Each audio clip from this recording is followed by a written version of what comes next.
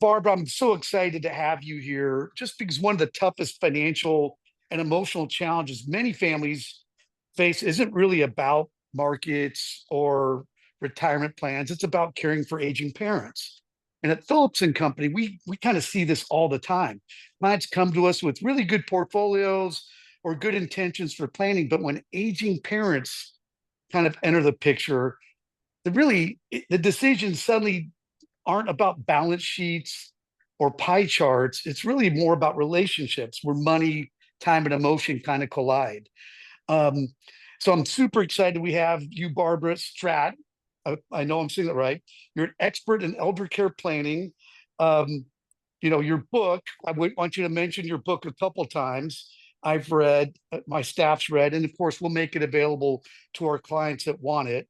I'm excited to do that. So, welcome, Barbara. And maybe we start with kind of just one basic question. What's the biggest blind spot families see and face when caring for aging parents? Well, thank you so much for having me, and so excited to cover this topic. I'm so grateful that more awareness is happening around this because when things aren't talked about, people start to feel alone. And I really do believe that that's the biggest thing is that the baby boomer generation, the silver tsunami that's coming in, they were private generation, and so they didn't want to burden us as the sandwich generation, and they just kept a lot to themselves. So when we start to see them decline in any sort of way of like not paying their bills or they've fallen or food's outdated in their fridge, we panic because we don't know their situation. We don't know what their long-term plans are. We don't know what their financial situation is. So honestly, what I've found, because I work with a lot of people one-on-one,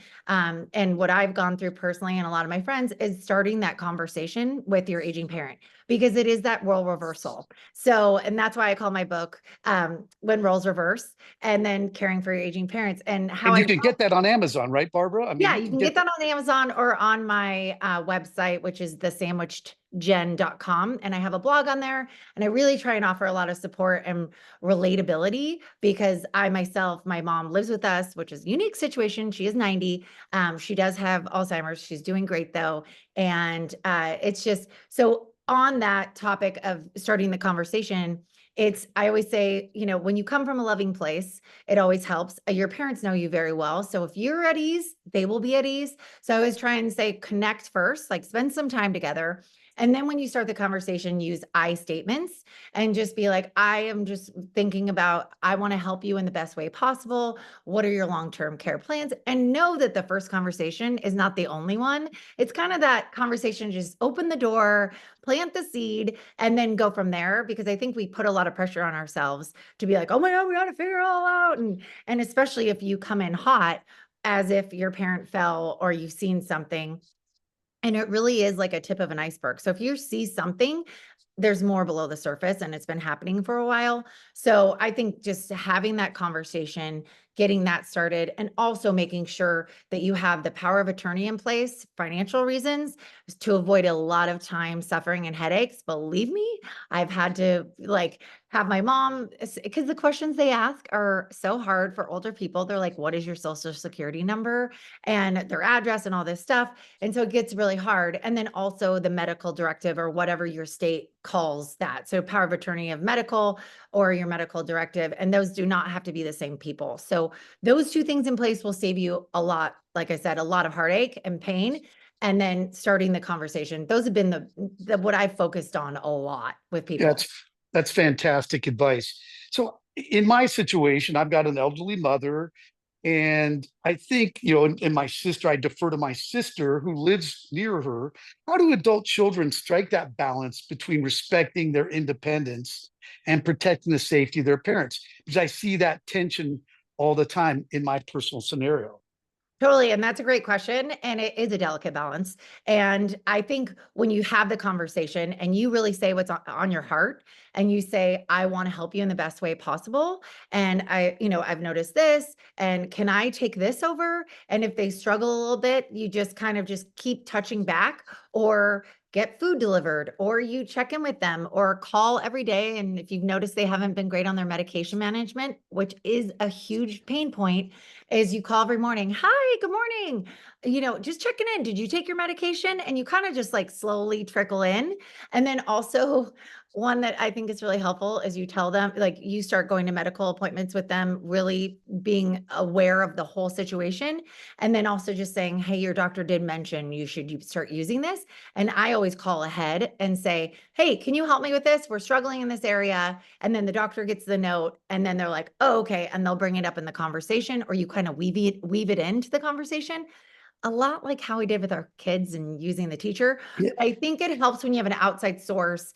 And so again, I think one of their main concerns is not wanting to be a burden. So if you just say, this would be easier for me if we did it this way, that might help alleviate that too. So they're not like, well, I don't want to burden you and I have control. And then, you just kind of work it from there, and maybe with different siblings and who's in charge of what and who has the better ear with their parent, and bring flowers.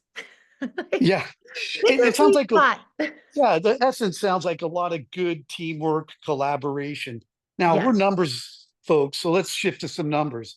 Uh, Okay. Care costs can be staggering, and I've just been through this. In your experience, what's the real cost of aging that families always underestimate the most when it comes to cost? What are they not thinking about? Well, I think there's so many unknowns. Like, your situation could change tomorrow. If your parents living in place and then they fall and then they have to go to I think being aware of what their, current situation is, and being, going to a meeting with someone like yourself and their parent, and just seeing what the whole picture is, whether they're, and they're on Medicare. Medicare will cover a lot of stuff, even like home safety items that they need. And then also, when they are considering long-term decisions, and care, that there is a lot that you can do in place. If they do not need full-time nursing care, don't do it. Don't get a nurse. Don't do the memory care. I know what I know, but I always say I'm 1 degree of awesome, and I'm very resourceful. So I have two friends that have been in the retirement industry for 15 plus years, and they have been with huge corporations. And I was like, I know what I know, but what would you want your kids to do for you? What is your biggest takeaways and gifts you can give others? And they're like, do not do the cognitive like level, because that is double the cost, if you don't need it. And really, it's if they're trying to escape is when you need it. Otherwise, you can do other things in place. And so, like, really being aware of the situation and what it is, and say your parent doesn't have like a teacher's PERS or something, they get paid monthly besides Social Security, and say they have, that nest egg, get them into a home that can flip them to Medicaid after their money runs out. Because if they're already in a home, then the home helps take care of them that way. And otherwise, if you're looking for a Medicaid facility, there's a wait list. They're not as nice, and it would be very disruptive for your parent because you don't know where they'll cognitively be then.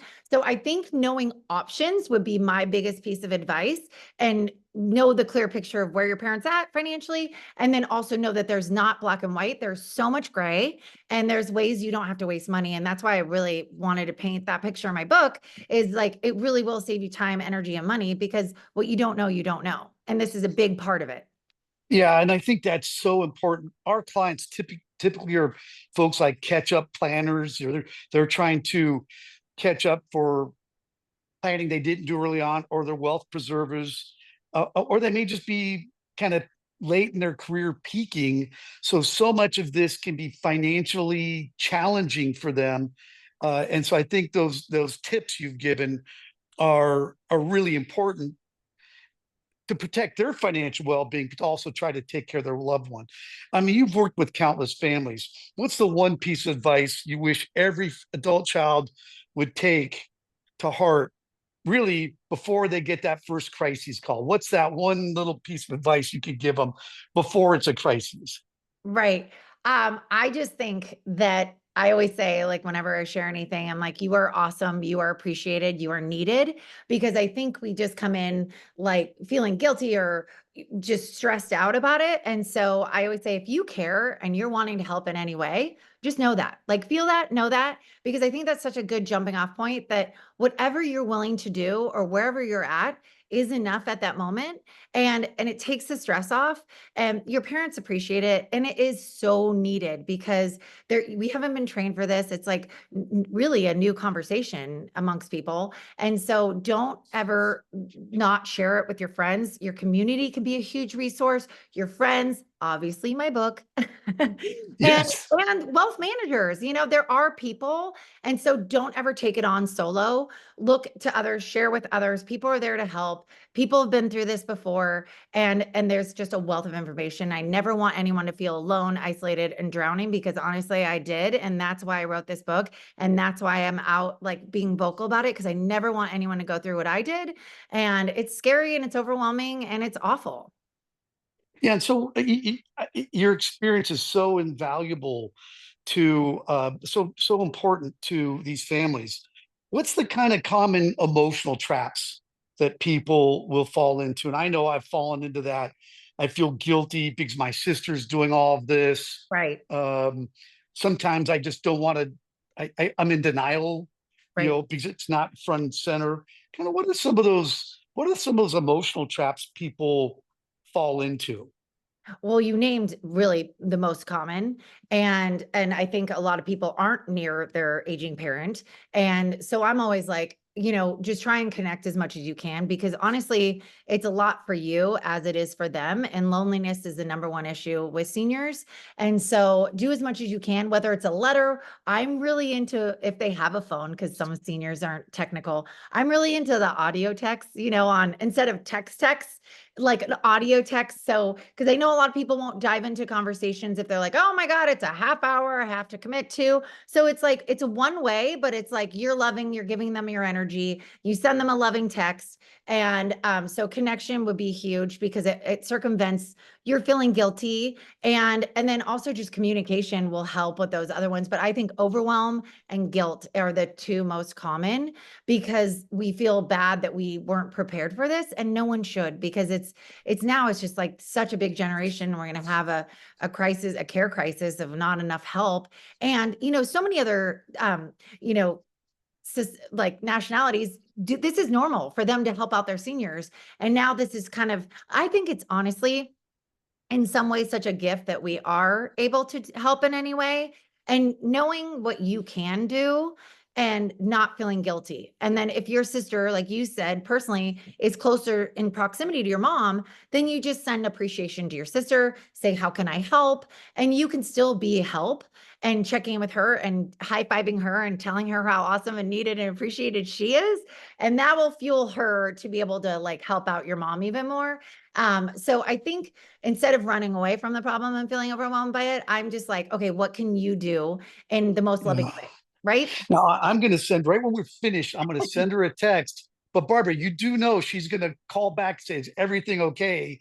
Because I never send her those appreciation texts, which I need to do more of. What I Yeah. love about this conversation is it reminds us, as financial planners, planning is not just about the numbers; it's really about people, Yeah. and really how we can build some of these real challenges into people's financial plans. Hey, I'm going to be taking care of my elderly mother. What do I need to do to do this? And one of my biggest takeaways from our conversation today, besides reading your fabulous book, is really preparation is just an act of love. Yeah. And I think that's really important.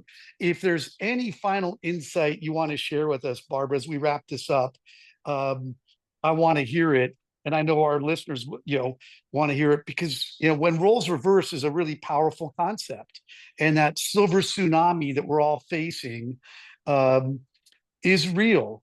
And I think that's what struck me most when one of our advisors, who knows you, shared your book with me. And I thought, well, this is important information to get out. So, what's the one little final piece of advice you want to leave us with? And then, of course, we're going to post this, and we'll post your website, we'll post the book link, and of course, we'll have copies of the book at our office for our clients if they want to get copies. So I Awesome. turn it over to you, Barbara, with one final piece of advice. Oh, I love this. But I mean, I said it a lot, but I don't think it could be said enough is you are not alone. Don't be make sure you communicate with others, let other people in. You'll have stronger relationships because of it. And really just know what you are capable of is enough. And don't be afraid to start the conversation with your family and your parent. And no matter where your relationship is with your parent, there is something you touch base with yourself and see what you're capable of. And really, it takes awesome people to want to do this and help in any way. So I really do think that feeling that and feeling that appreciated and the need and that you are awesome and not alone, that would be my main thing that I try and insert in people every day. I love your energy, Barbara. Thank you so much for sharing your insights and your passion for something we're all hopefully going to have, which is aging parents. I mean, it's a blessing to have aging Right. parents. We're Right. lucky to have it.